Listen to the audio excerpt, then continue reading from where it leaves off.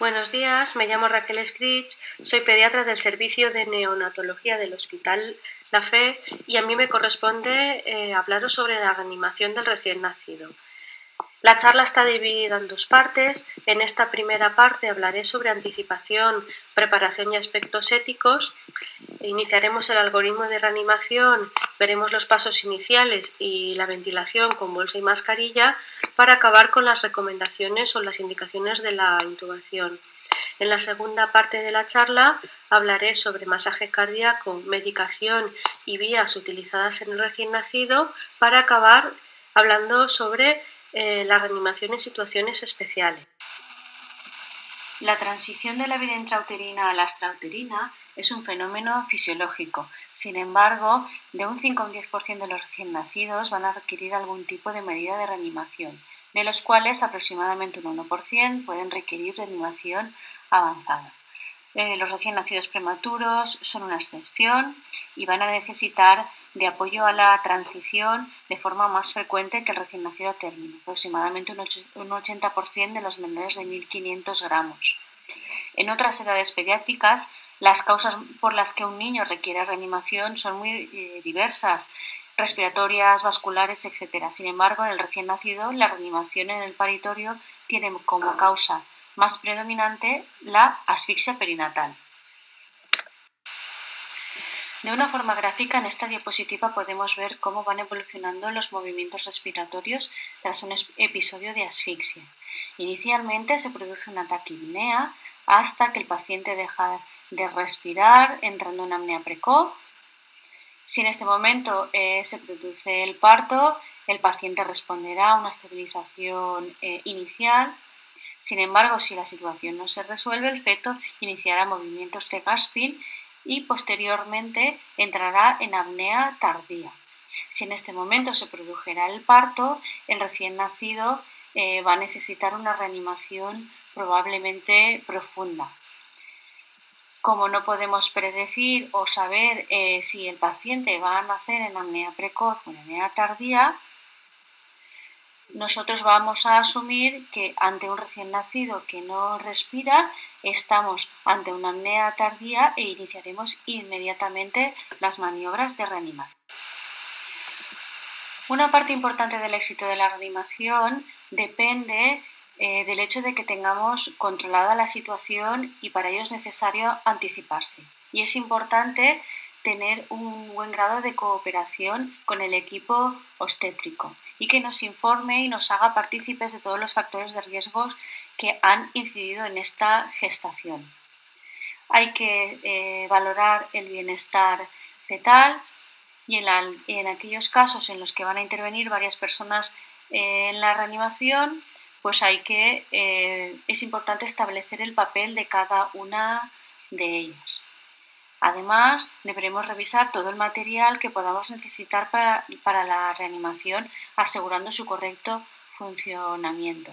Y no tenemos que olvidar que es muy importante conocer y comunicar a la familia qué es lo que puede pasar y cuáles son las consecuencias a largo plazo. En esta diapositiva quedan recogidos los diferentes factores de riesgo prenatales o que pueden aparecer en el curso del parto. Y para nosotros es importante tener conocimiento de ellos y estar preparados.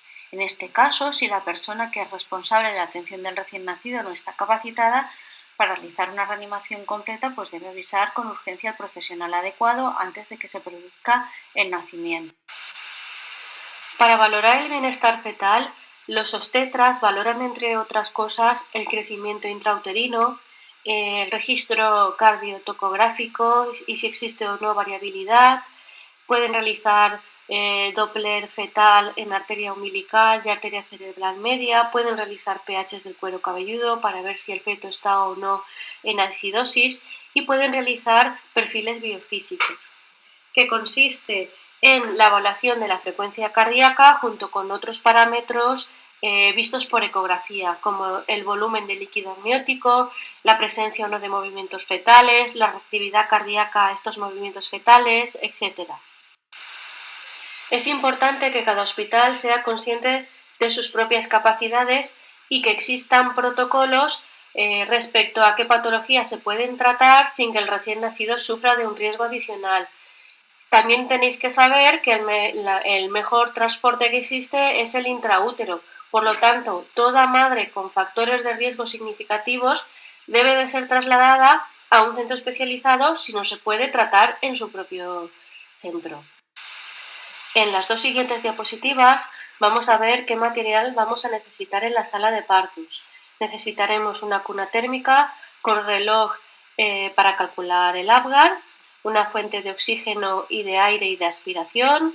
Necesitaremos paños calientes y bolsas de polietileno para la reanimación del recién nacido prematuro, guantes estériles, un fonendoscopio, esparadrapo y gasas y pinzas de cordón.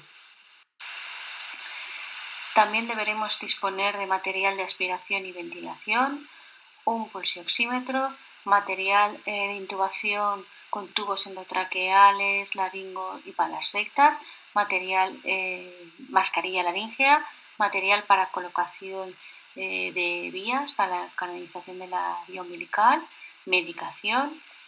En las últimas recomendaciones del año 2015 se recomienda, si se puede, monitorizar a aquellos pacientes que necesitan reanimación profunda con un electrocardiograma, porque es mucho más sensible que la auscultación y que el pulsioxímetro. Y entre otras cosas está recomendado también el tener un sensor de CO2 colorimétrico y opcional un microanalizador de gases, pinzas de Magill, monitor de función respiratoria y capnógrafo. En cuanto a los recursos humanos, las recomendaciones internacionales aconsejan que en todo parto sin factores de riesgo o por cesárea a término con anestesia regional esté una persona en presencia física entrenada en reanimación inicial y una persona localizable de forma inmediata y entrenada en reanimación completa. En un parto con factores de riesgo, además de lo anterior, debe de haber una persona en presencia física entrenada en reanimación completa. En caso de RCP avanzada se recomienda al menos 2 personas entrenadas en reanimación completa y en caso de parto múltiple un equipo para cada niño.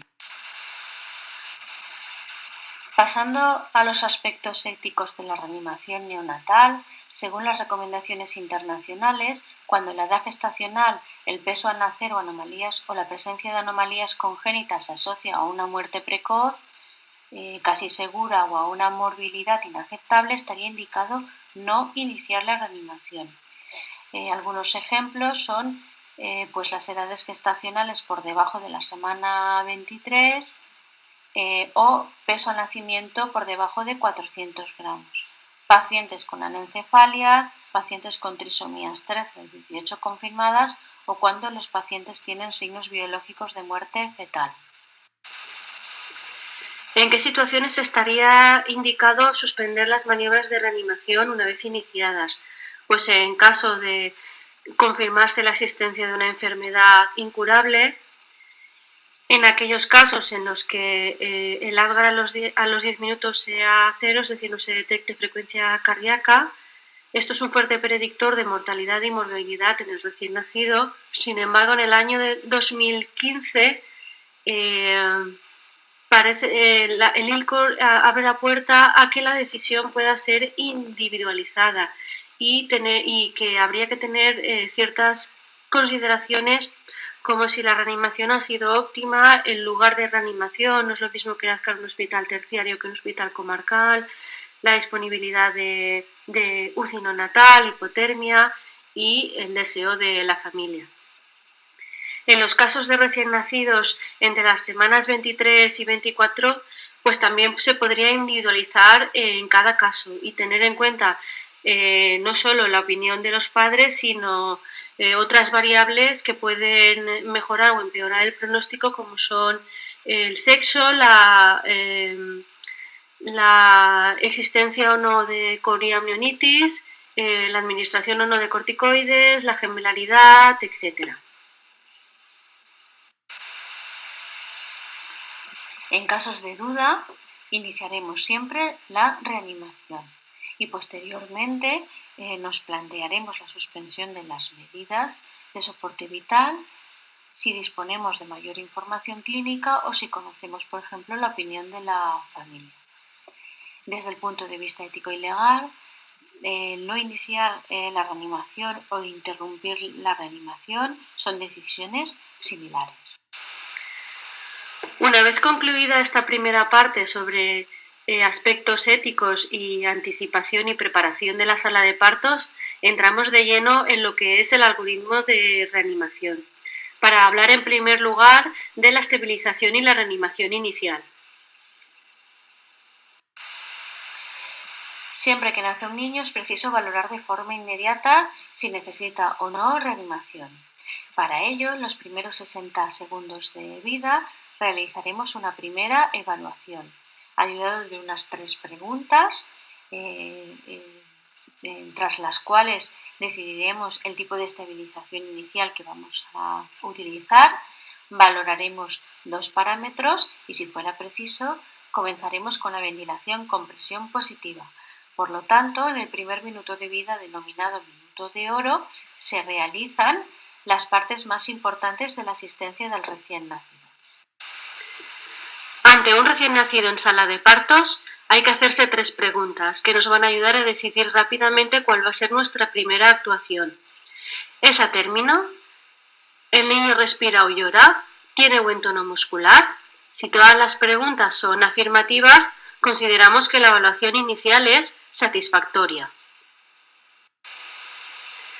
Si la evaluación inicial es satisfactoria, se recomienda retrasar el pinzamiento del cordón umbilical durante 1 minuto y el recién nacido solo precisará cuidados de rutina que consisten en la prevención de las pérdidas de calor, optimizar la vía aérea, poniéndolo de forma adecuada y aspirando secreciones si fuera necesario, y evaluar de forma continua el color, la respiración, etc. Todo esto puede hacerse encima de la madre en contacto piel con piel. Es importante favorecer el vínculo mediante el contacto inmediato piel con piel con la madre.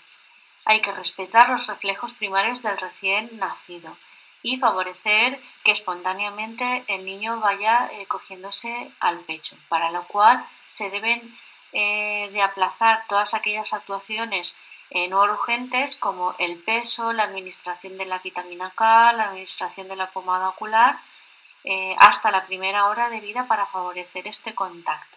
Es importante evitar sondajes por la nariz o por la boca.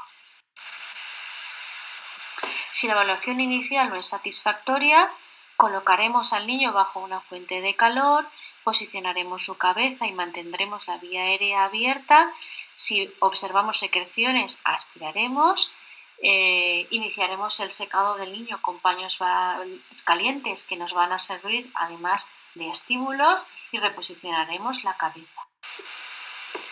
En el recién nacido, sobre todo en el recién nacido prematuro, es de gran importancia prevenir la pérdida de calor, ya que el estrés por frío puede aumentar el consumo de oxígeno e impedir que la reanimación sea efectiva, siendo este un factor de mal pronóstico. Hay que colocar a todos los niños bajo calor radiante en cunas térmicas, como veis en la diapositiva. Además, es importante mantener normotermia y evitar hipertermia, sobre todo en aquellos niños que nacen con depresión neonatal profunda y que podamos prever que vayan a evolucionar a una cefalopatía hipóxico-isquémica, ya que la hipertermia es un factor de mal pronóstico en esta patología. Para conseguir una apertura completa de la vía aérea se requiere que la posición del recién nacido sea adecuada. Para ello, como podemos ver en la figura número 1, colocaremos al niño en decúbito supino con la cabeza en posición neutra o mínimamente extendida, lo que se denomina posición en olfateo. Aprovecharemos para arrastrar las secreciones de nariz y boca con una gasa o con un paño y a veces suele ser necesario aspirar secreciones. En estos casos utilizaremos sondas de 8 o 10 French con una presión menor a 100 milímetros de mercurio y aspiraremos primero por la boca y segundo por la nariz. La aspiración debe de ser intermitente y no tener una duración superior a 5 segundos.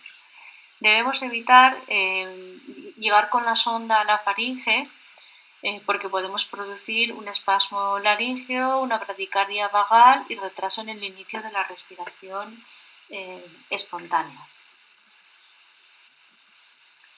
A continuación secamos al recién nacido bajo el calor radiante y iremos cambiando los paños húmedos. En la mayoría de los casos, el secado y la aspiración de secreciones es suficiente para que el paciente empiece con una respiración efectiva. Si no fuera así, pues pasaríamos a la estimulación táctil, golpeando las plantas de los pies, friccionando de forma suave la espalda, etc.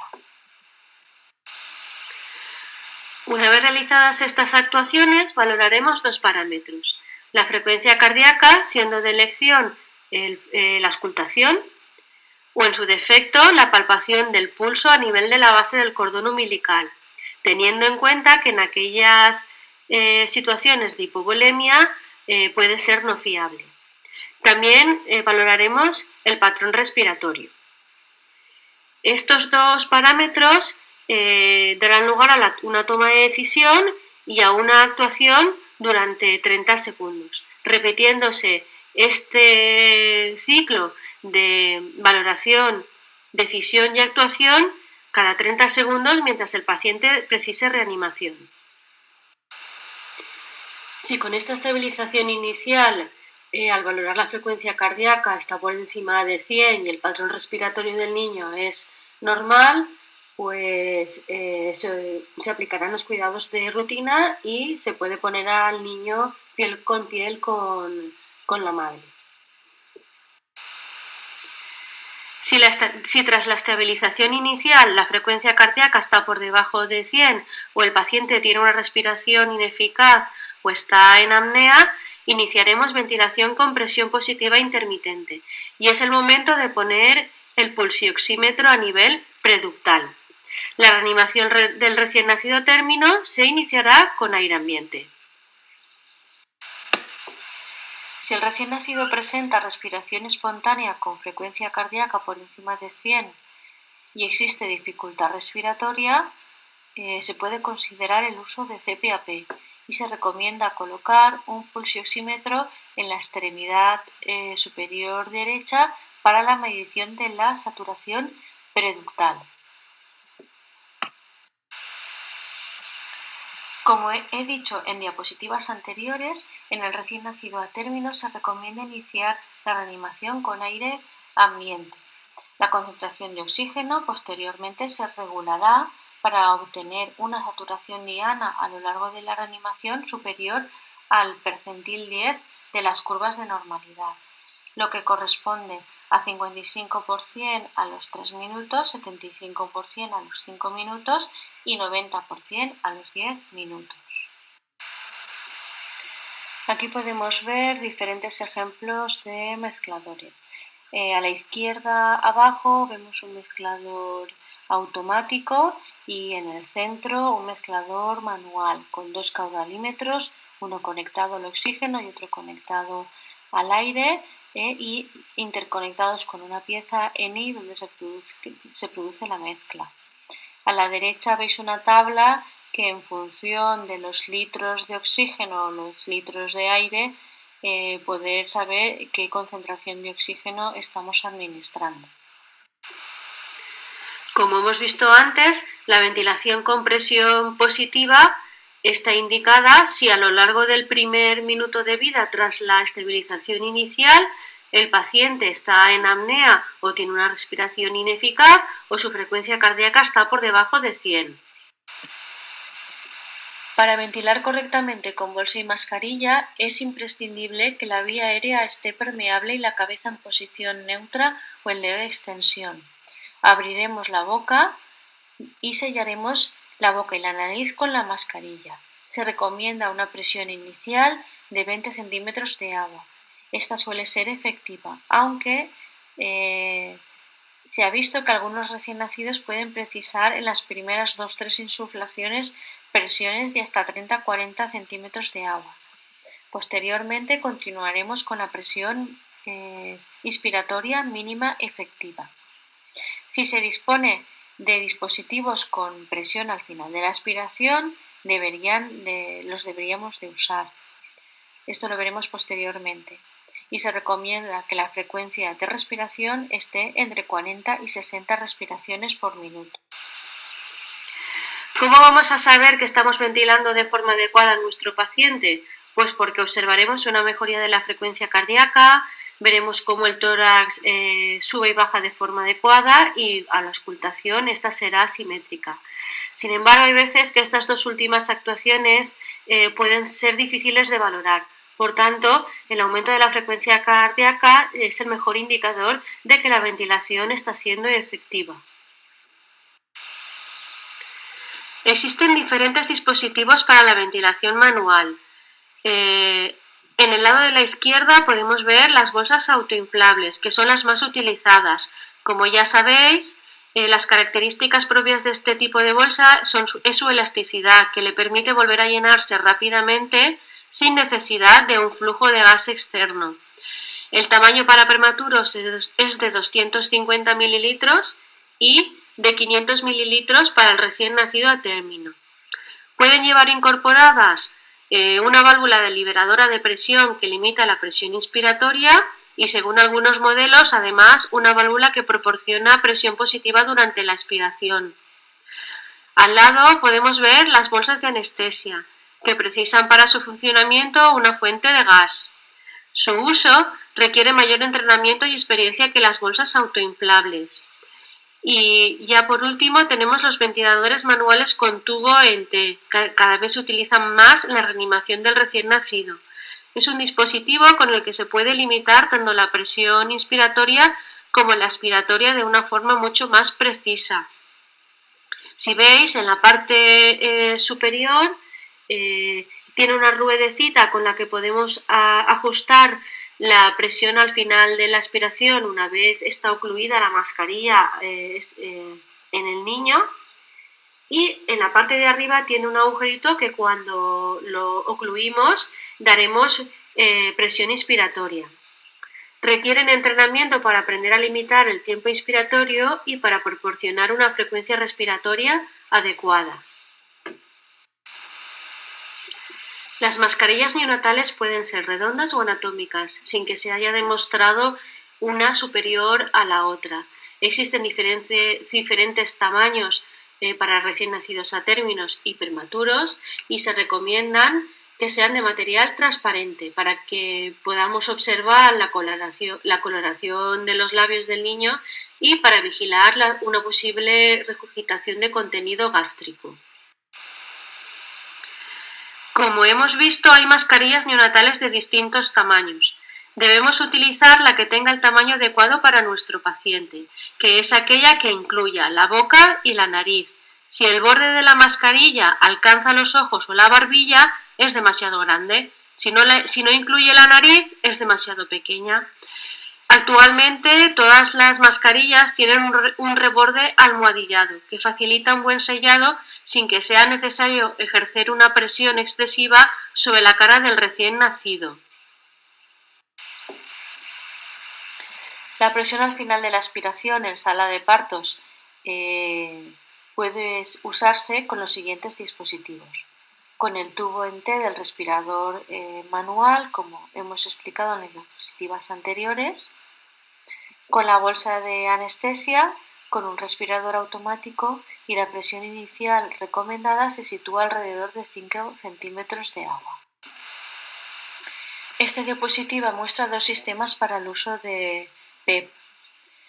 En las figuras de arriba se ve cómo al utilizar un tubo en T y ocluirlo se genera una presión positiva inspiratoria y al destaparlo una presión al final de la aspiración.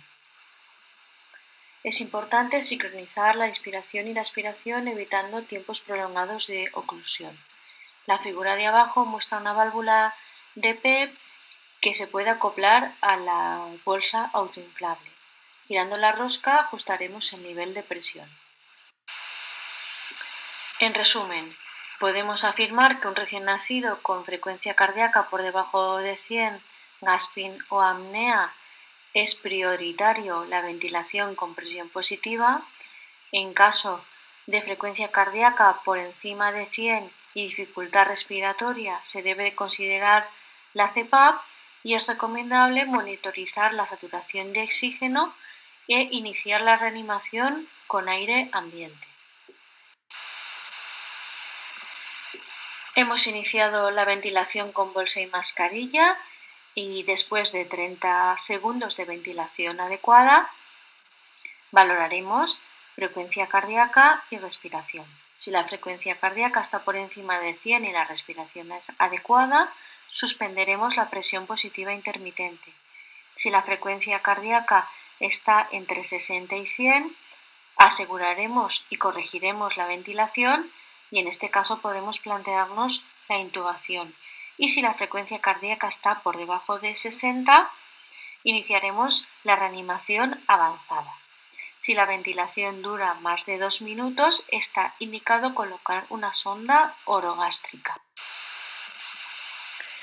Las sondas que utilizamos son de 8 French. En la fotografía podéis ver cómo se coloca una sonda orogástrica. Primero medimos la longitud a introducir, que equivale a la distancia desde la boca al lóbulo de la oreja o a la apófisis sifoides, la introducimos por la boca, la fijamos y finalmente aspiramos el contenido del estómago y la dejamos abierta al aire. Las ondas nasogástricas pueden interferir con la ventilación, por lo que no se recomiendan durante la reanimación cardiopulmonar. La mayoría de los niños requieren solo los pasos iniciales para su estabilización y un número muy pequeño va a requerir mayor ayuda ventilatoria, siendo rara vez la ocasión en que se necesita la intubación y las compresiones torácicas. ¿Cuáles van a ser las indicaciones de la intubación? En caso de ventilación con mascarilla inefectiva o prolongada, cuando vayamos a iniciar las compresiones torácicas, es recomendable para la administración de ciertas medicaciones como el surfactante también es recomendable la intubación y en algunas situaciones clínicas como la aspiración traqueal de meconio, aunque posterior veremos los cambios que se han producido en las últimas recomendaciones. En caso de hernia diafragmática congénita, que es una indicación de intubación nada más nacer el recién nacido, y en las situaciones de prematuridad en la que con mayor frecuencia los niños acaban intubados. Aquí tenéis un listado del equipo que va a ser necesario para la intubación. Recordar que la intubación es mejor realizarla como un procedimiento limpio. Vamos a necesitar sondas de aspiración de diferentes tamaños, dispositivos para la administración de presión positiva, mascarillas adecuadas, laringoscopios con pilas de repuesto y palas rectas tanto para prematuros como para recién nacidos a término. Tubos endotraqueales deberíamos tener de diferentes tamaños. Aquí tenéis una tabla con las correspondencias por edad gestacional o por peso al nacimiento y el tubo endotraqueal que les correspondería. Es recomendable tener un detector de CO2 exhalado y es imprescindible un estetoscopio para la valoración de la respiración y un equipo de fijación con esparadrapo por lo menos. Opcional el fiador y las pinzas de marfil. Debemos utilizar tubos estériles de diámetro uniforme sin ensanchamiento en los extremos. La mayoría de los tubos tienen una línea negra cerca del borde del tubo que se denomina línea o guía de las cuerdas vocales. Estos tubos deben ser introducidos hasta que esta guía desaparece en las cuerdas vocales. Esto normalmente coloca el borde del tubo por encima de la bifurcación traqueal. Recordar que la longitud de la tráquea de un niño prematuro es menor que la de un niño a término, 3 centímetros, comparado con 5 o 6 centímetros del recién nacido a término. Por eso los tubos son más pequeños, las guías de las cuerdas vocales son más cortas. Aquí además podéis ver en la imagen de la izquierda tubos de luz única y en la de la derecha tubos de doble luz. Los tubos de doble luz se emplearán fundamentalmente en la intubación de recién nacidos prematuros ante la previsión de la administración de surfactante. ¿Qué laringoscopios vamos a utilizar? Pues los de pala recta son los de elección en el recién nacido. Permiten visualizar y alinear mejor las cuerdas vocales. El tamaño de la pala aconsejable será de 1 para el recién nacido a término, 0 para el prematuro moderado y 0,0 para el gran prematuro. La vía de elección para la intubación en sala de partos es la vía orotraqueal. Es recomendable aspirar las secreciones para tener una visualización clara de la vía aérea. Colocaremos al paciente en decúbito supino con la posición en leve olfateo. Recordar que la localización de la glotis en el recién nacido comparada con el niño mayor es mucho más alta y anterior, por lo que si hiperextendemos mucho la cabeza podemos no ver la glotis. Introduciremos la pala por el lado derecho y rechazaremos la lengua hacia el lado izquierdo. Deslizaremos la pala hasta la vallécula y una vez introducida la pala ahí, traccionaremos de forma suave hacia arriba hasta que visualicemos las cuerdas vocales. Se introducirá el tubo hasta la marca de las cuerdas vocales, aunque recordar que podemos utilizar una regla que consiste en sumarle a 5,5 el peso del recién nacido y el valor que nos dé será donde deberemos dejar el tubo a nivel de la comisura de la comisura labial para la intubación orotraqueal, y en caso de intubación nasotraqueal la regla es 7 más el peso del recién nacido. Una vez introducido el tubo, sin soltar el tubo, retiraremos el laringoscopio y auscultaremos para comprobar si la entrada de aire es bilateral y simétrica en ambos campos pulmonares, a ambos lados de las axilas antes de la fijación del tubo. Recordar que el aumento de la frecuencia cardíaca es el mejor indicador de que la ventilación está siendo efectiva. Una vez tenemos al paciente intubado y hemos comprobado que la ventilación es adecuada, procederemos a la fijación del tubo. El tiempo de intubación puede depender de la destreza y experiencia del reanimador. Sin embargo, los intentos de intubación no deben de exceder los 30 segundos. La mascarilla laríngea también tiene sus indicaciones en la reanimación del recién nacido. La principal sería en aquellos niños por encima de las 34 semanas en los que se ha intentado intubar y no se ha podido. También puede utilizarse como alternativa a la intubación en niños por encima de las 34 semanas, pero su nivel de evidencia es más bajo y no existe evidencia de uso en prematuros por debajo de las 34 semanas, cuando existe líquido amniótico meconial, cuando estamos dando compresiones torácicas o cuando estamos administrando fármacos. Bueno, y hasta aquí la primera parte de la charla de reanimación neonatal. Espero que no os haya aburrido mucho. Cualquier pregunta durante las prácticas la resolveremos. Nos queda por ver las compresiones torácicas y la administración de medicación y vías, aunque estas dos cosas es muy raro que las realicemos en la reanimación del recién nacido. Prácticamente los bebés van a salir con una adecuada ventilación con bolsa y mascarilla. Y para finalizar hablaremos un poco sobre los casos especiales. Un saludo.